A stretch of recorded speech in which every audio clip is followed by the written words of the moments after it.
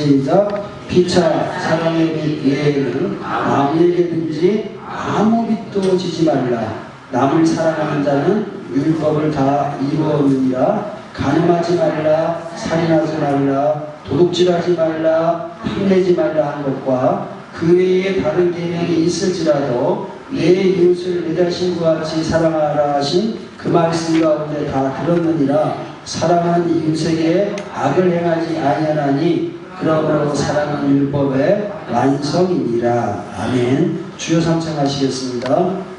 주여 잘 듣게 해주세요. 시작. 주여 잘 듣게 해주세요. 깨닫게 해주세요. 시작. 주여 깨닫게 해주세요. 실천하게 해주세요. 시작. 주여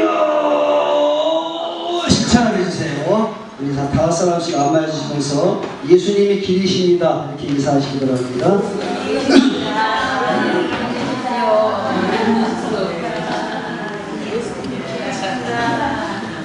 예수님이 길이십니다. 정화 건강님. 예수님이 길이십니다.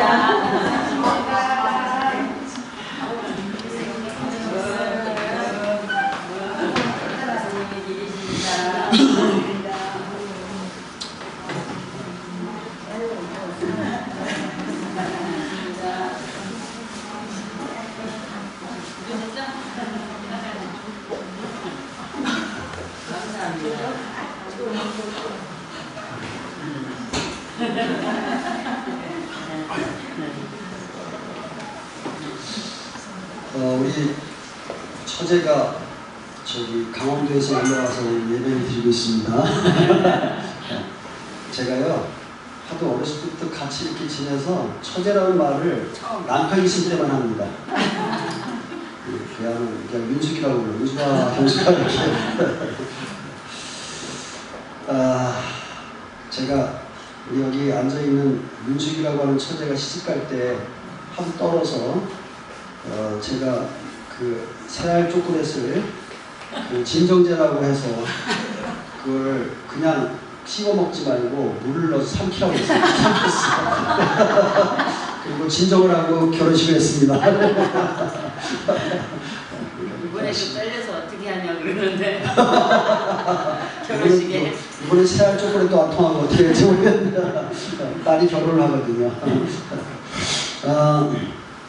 그리고 그 중식 그 신청하라고 냉장고 앞에 써붙였는데 박선임 집사님이 본인이 할 수 있는 날짜를 적어놓으셨더라고요. 그렇게 본인이 할 수 있는 테두리 안에서 서로 교제하고 섬기시면 교회가 더 아름다워지고 또 진리를 조금씩 더 알게 될 줄 믿습니다. 네. 여러분 살다 보면 우리가 길이 안 보일 때가 있어요. 저만 그렇습니까? 길이 안 보일 때가 있습니다. 하나님 왜 응답을 안 해주시나? 제가 어떤 분을 만나는데 저렇게 이렇게 물어보시는 거예요. 하나님께서 나는 지금까지도 오병이어의 기적을 이해할 수가 없다. 근데 전능하신 하나님이 오병이어의 기적을 나타내시다는 것을 이해할 수 없다는 게 아니라 전능하신 하나님이 돌떡 5개와 물고기 2마리로 5,000명을 먹이실 수 있는 것은 다 이해가 되는 거죠. 전능하신 믿는다면. 근데 뭘 이해가 안 되냐면 제가 집에서 가만히 생각을 해보니까 그분이 시험에서 오래 하신 분이거든요. 가만히 생각하니까 뭘 이해를 못하냐면 왜 내가 필요할 때 하나님은 오병이어의 기적의 역사를 안 해주시냐 이 말이에요. 어느 길로 가야 될지 모르고 진짜 나는 힘이 없고 진짜 낙심과 절망 가운데 있을 때 그럴 때 오병이어의 기적의 역사가 나타나야 되는 거 아닙니까? 근데 안 나타나니까 나는 하나님을 이해할 수 없다 이거예요. 우린 그렇습니다. 참 길이 안 보일 때도 있고요. 때로는 길이 보일 때가 있고 그래서 길이 보여서도 그 길이 진짜인 줄 알고 가보니까 아닐 때도 있잖아요. 근데 또 이 나라가 특히 지금 그래요. 그 시기. 근데 주님께서 요한복음 10장 6절에 이렇게 말씀하십니다. 내가 길이요 진리요 생명이다. 이렇게 말씀하셨습니다. 그렇습니다. 그러므로 여러분 길이 안 보일 때 여러분 인위적인 방법으로 길을 찾으려고 하지 말고 우리는 어차피 광야 삶을 살고 있는 거잖아요. 그래서 내가 막 길이 안 보일 때가 거의 대부분입니다. 그리고 먼 길을 볼 수가 없고, 구름이 떠서 움직이면 따라가시면 됩니다. 구름이 멈추면 멈추시면 돼요. 그 구름이 누구시라고요? 바로 길이시고 진리이신 예수 그리스도이시죠. 저는 그러한 부분을 터득하고, 지금도 가끔 가다가 뭐 가슴앓이도 하고 속도 썩이지만, 그러나 지금은 그런 걸 많이 내려놓게 됐습니다. 그래서 지금 내가 기도한 것들이 이루어지지 않고 길이 안 보일다 할지라도 지금 있는 상황 속에서 하나님이 나를 구름 기둥으로 인도하시고 불기둥으로 보호하여 주실 것을 믿습니다.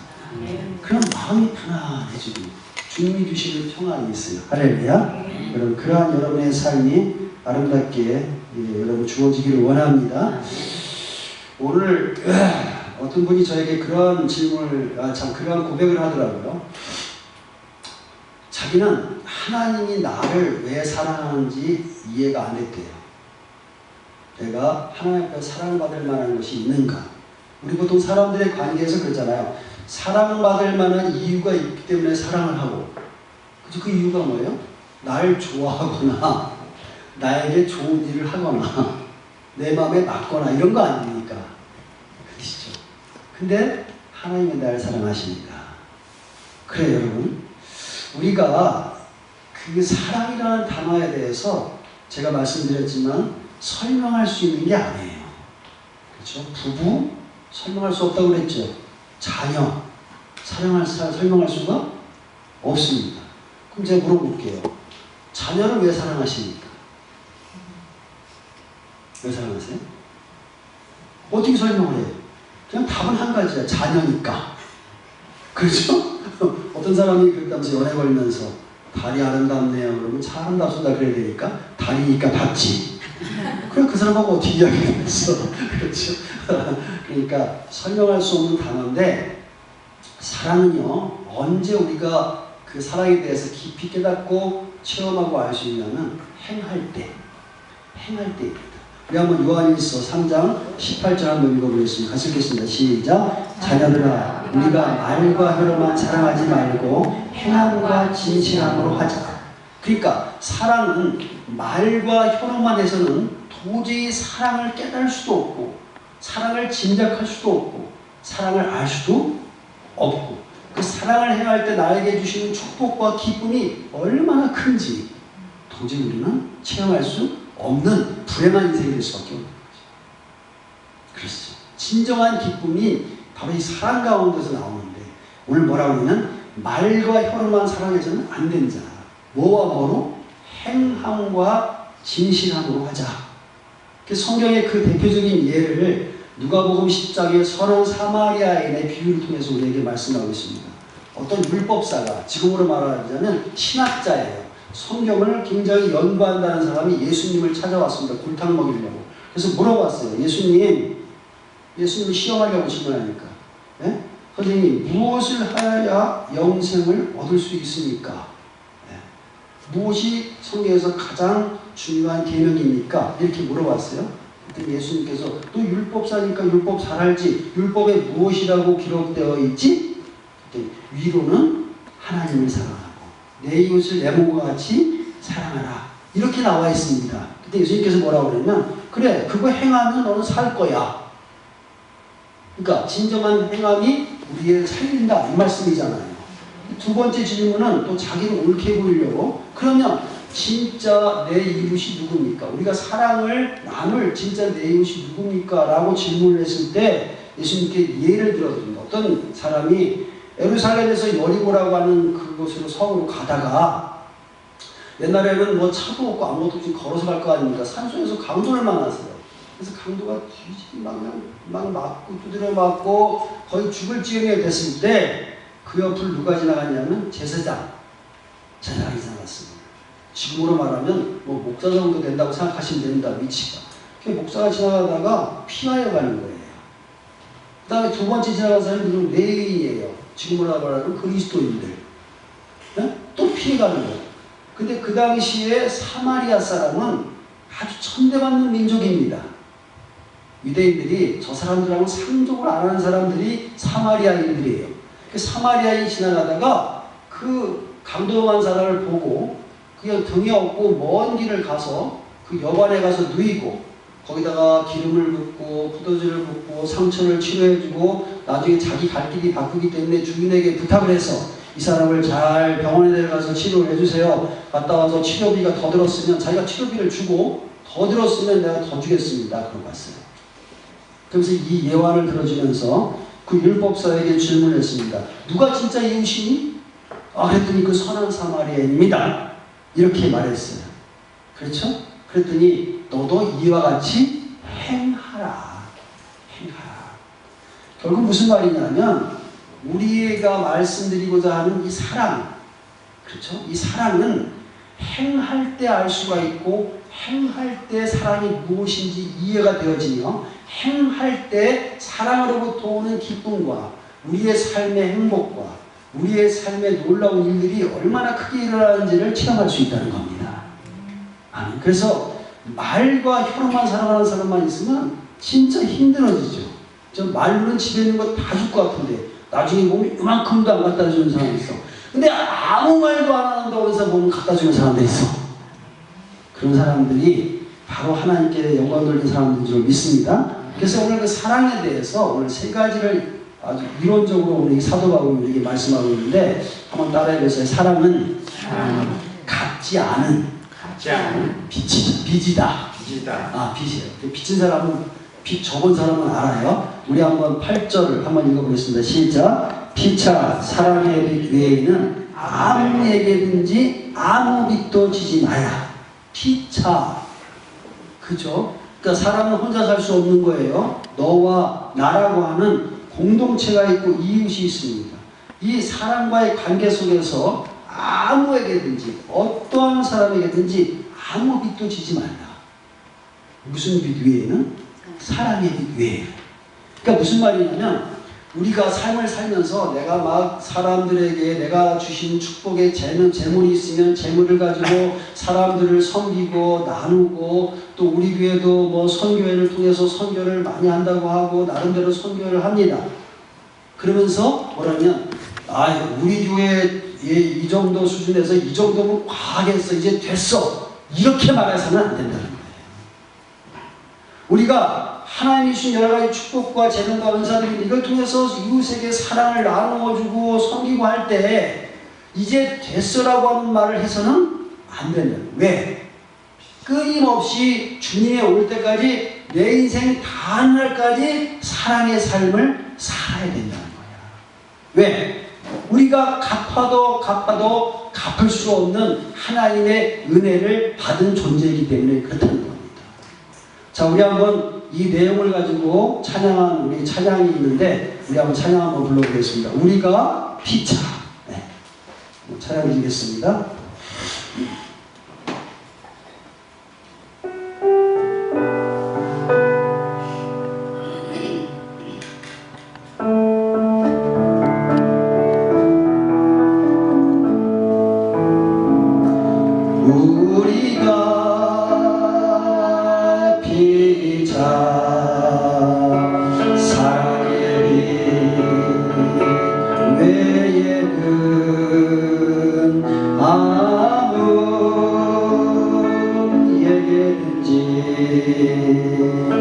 아무런 빚도 지지 말자.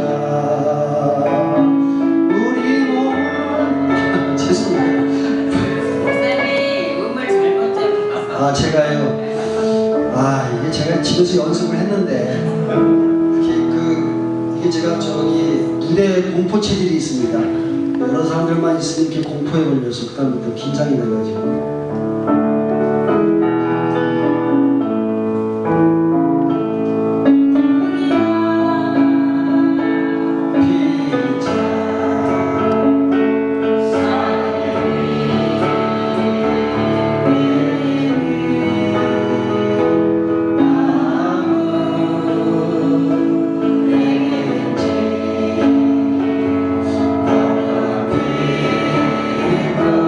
지지 말자.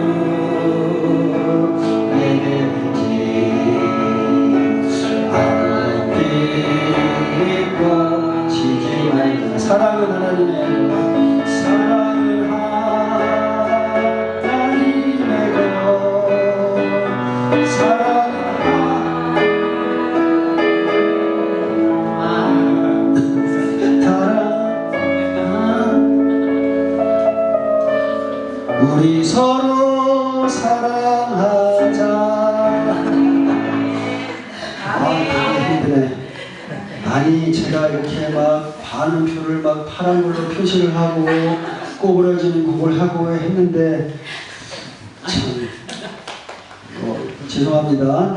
제가 힘껏 재능대로 했으니까 하여튼 가사에 이럴 때 쓰는 말이 있죠. 가사에 은혜 받는. 자, 두 번째 한번 따라해주세요. 사랑은 율법의 완성이다. 8절 다시 한번 읽어보겠습니다. 시작. 피차 사랑의 비밀에는 아무리든지 아무 믿도 지지 말라. 남을 사랑하는 자는 율법을 다 이루었다. 여러분, 우리가 다 빚을 안 갚았어도 그래도 우리가 사랑을 우리가 나누고 사랑을 실행하는 사람은 율법을 완성한 사람이다. 이렇게 말씀하고 있는 겁니다. 7장에서는 로마서 7장에서는 하나님께서 우리가 얼마나 타락한 존재인지, 그래서 얼마나 죄의 장아찌가 되어 있는지, 우리 스스로 율법을 지킬 수가 없고 또 율법을 이룰 수가 없음을 우리에게 알려주셨습니다. 그래서 이 율법이 할 수 없는 일들을 하나님께서 예수 그리스도를 이 땅에 우리에게 보내주시고 십자가의 죽음을 통해서 율법을 다 이루시게 하셨어요. 그래서 우리를 뭐요? 창세기 1장부터 요한계시록 22장까지 다 지켰다고. 그래서 우리에게 의롭다고 칭의의 선물을 주셨습니다. 그리고 예수님은 우리들을 가만두시지 아니하시고 자녀 삼으신 우리들을 사랑하셔서 하나님의 친히 영으로 우리 가운데 임하여 주시고 율법의 속박으로부터 구속해 주시고 또 육신을 쫓지 않고 성령 하나님을 쫓아 행하도록 우리에게 힘도 주시고 소원도 주시고 율법의 요구를 이루게 하시도록 하셨어요. 그렇죠. 그런데 이와 같이 우리의 구원의 완성의 수단은 성령님이시지만 그 본질은 뭐예요? 십자가의 사랑입니다. 그러니까 성령님도 그 십자가의 사랑과 은혜로 우리들에게 율법의 요구를 이루게 하시는 것이지 성령님 단독으로 우리에게 율법을 완성하게 하시나 이루시게 하시는 분이 아니시라는 거예요. 그러므로 사랑과 바로 본질적인 십자가의 사랑과 그리고 우리가 율법과는 이게 떨어져 있는 게 아닙니다. 그래서 사랑은 방향을 갖기 위해서 율법을 필요로 합니다. 우리가 우리 집사람을 사랑한다고 하면서 그냥 내 멋대로 사는 게 사랑이 아니에요. 그렇죠? 결혼할 때 돈, 월급 타면 딱 통장으로 넣어. 뭐 이런 법을 만들지 않습니까? 사랑한다면 그렇게 해주는 게 바로 사랑이에요. 그래서 율법이 없다면 사랑의 방향이 없어져 버립니다. 그런데 만약에 율법만 있다면 얼마나 딱딱하겠어요. 그죠?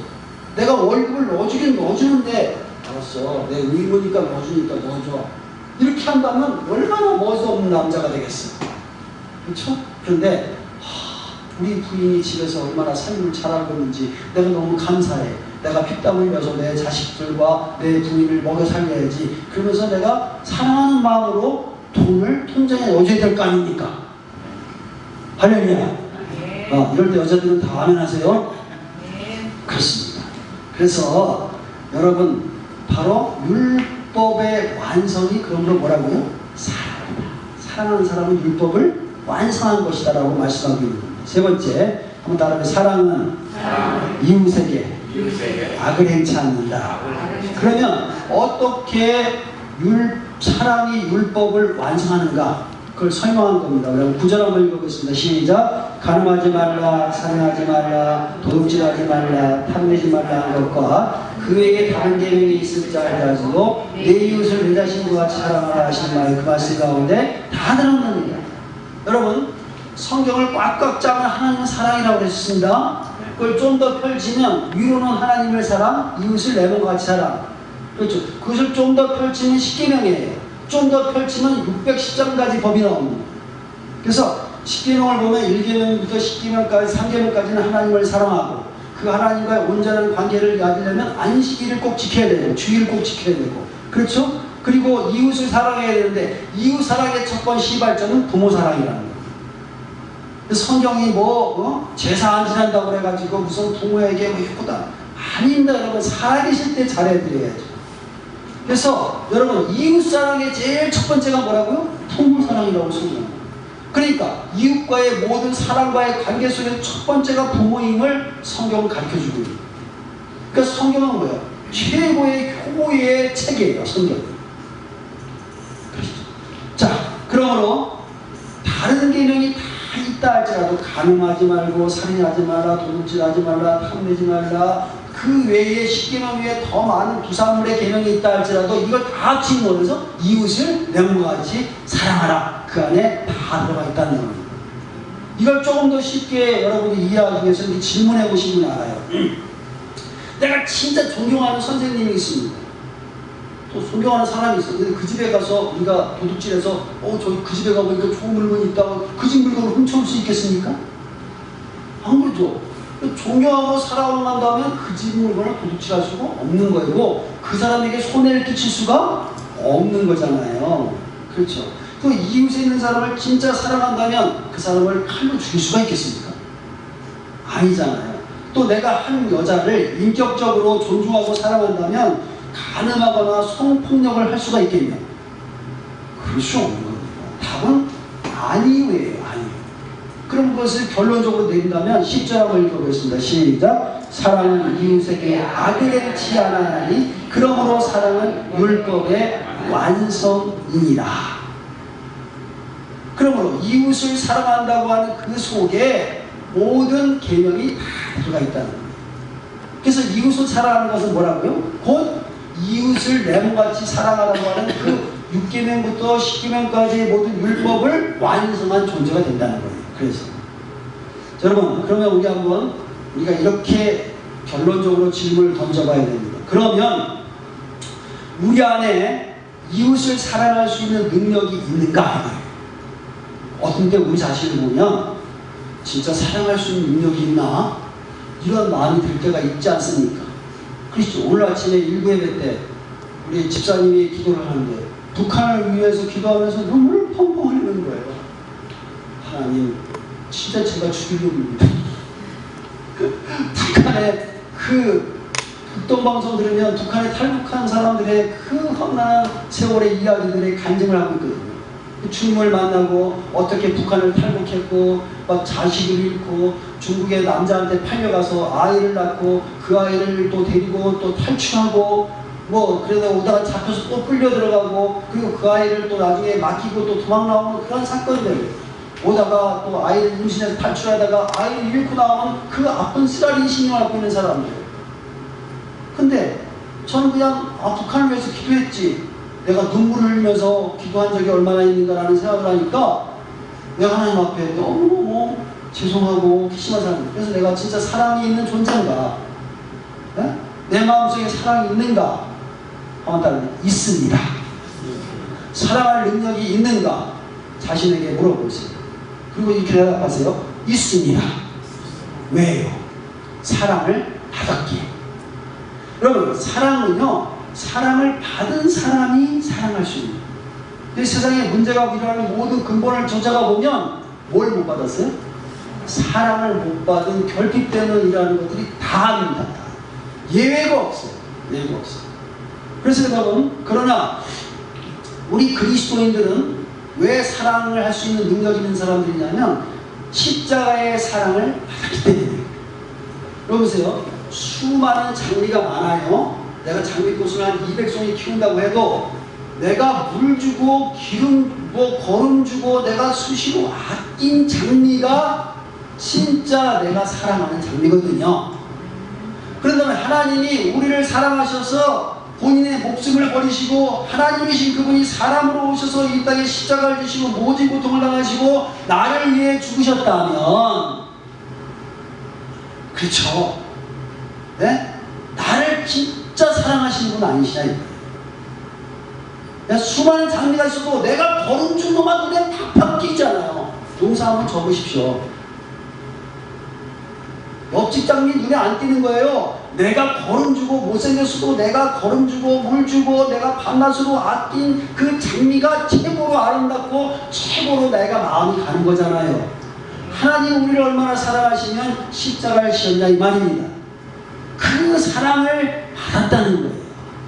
우리 한번 로마서 5장 8절 읽어보겠습니다. 시작. 우리가 아직 죄인이 되었을 때에 그리스도께서 우리를 위하여 죽으심으로 하나님께서 우리에 대한 사랑을 확증하셨느니라. 우리가 아까 그 어떤 선생님이 질문했던 것처럼 하나님, 내가 무엇을 사랑받을 만한 존재가 됩니까? 제가 그랬어요. 자녀는 왜 사랑하냐? 자녀이기 때문에. 하나님을 창조하셨고 우리가 하나님의 자녀 되시기에 하나님 우리를 사랑하시는 줄로 믿으시기 바랍니다. 그래서 너무 사랑하셔서 이제 우리를 대신해서 죄값을 다 치르시고 그리고 나서 우리와 떨어질 수가 없어서 이제 성령으로 우리 가운데 내주하셔서 우리와 함께 살려고 하시는 거예요. 사랑하는 사람은 같이 사셔야 되잖아. 그죠? 그래서 사랑하는 사람과 살기 위해서 성령으로 우리에게 함께 안에 계시고 그리고 우리에게 잠시도 눈을 떼지 아니하시고 우리의 인생 모두를 사용하셔서 우리를 마지막 축복의 구원의 완성으로 우리를 지금 이끌고 가시는 거예요. 그래서 사도 바울은 우리에게 이렇게 마지막 승리의 고백을 했지 않습니까? 로마서 8장 35절 한번 읽어보겠습니다. 시작. 누가 우리를 사랑해서 끊으리요? 환난이나 곤고나 박해나 기근이나 적신이나 위험이나 칼이나. 그 사랑과 은혜를 체험한 것이 바로 그리스도인들이며 여기 앉아있는 바로 성도라고 하는 분들이십니다. 그렇기 때문에 우리는 사랑할 수 있는 능력이 있는 사람들이에요. 세상 사람들은 사랑을 받지 못했기 때문에 사랑할 수 있는 능력이 없는 사람입니다. 그러면 그들에게 사랑을 요구하거나 사랑을 받으려고 하기 이전에 받은 여러분들이 그들에게 사랑을 주셔야 된다는 겁니다. 그런데 우리가 사랑을 남에게 주는 것에 실패했다면 능력이 없어서가 아니고 한번 따라해서 사랑하지 않아서예요. 안 하기 때문에 안 합니다. 여러분, 마태복음 25장의 종말장이라고 합니다. 주님이 오실 때 종말론적인 이야기를 우리에게 말씀하고 있는데 거기에 우리에게 하나님께서 마지막 날에 모든 천사와 함께 예수님이 영광 중에 구름 타고 오실 것입니다. 그때 예수 그리스도를 미워하는 사람, 안 믿는 사람, 칼로 찌른 사람, 십자가에 매단 사람, 모든 히틀러나 김정은이나 김일성이나 모든 사람이 각 사람이 그분의 내려오심을 볼 것입니다. 그때에 모든 민족 다 모아놓고 그 왕 대신 예수께서 모든 사람을 가르실 겁니다. 오른편에는 양, 여기는 영광의 자리입니다. 왼편은 염소, 그렇죠, 저주의 자리입니다. 예? 그 없어요. 갈라놓고 하나님께서 바로 이 둘을 갈라놓고 말씀하실 거예요. 우리 한번 마태복음 25장 34절 한번 같이 읽어보겠습니다. 시작. 그때에 임금이 오른편에 있는 자들에게 이르시되 내 아버지께 복받을 자들이여 나와 창세로부터 너를 위하여 예비된 나라를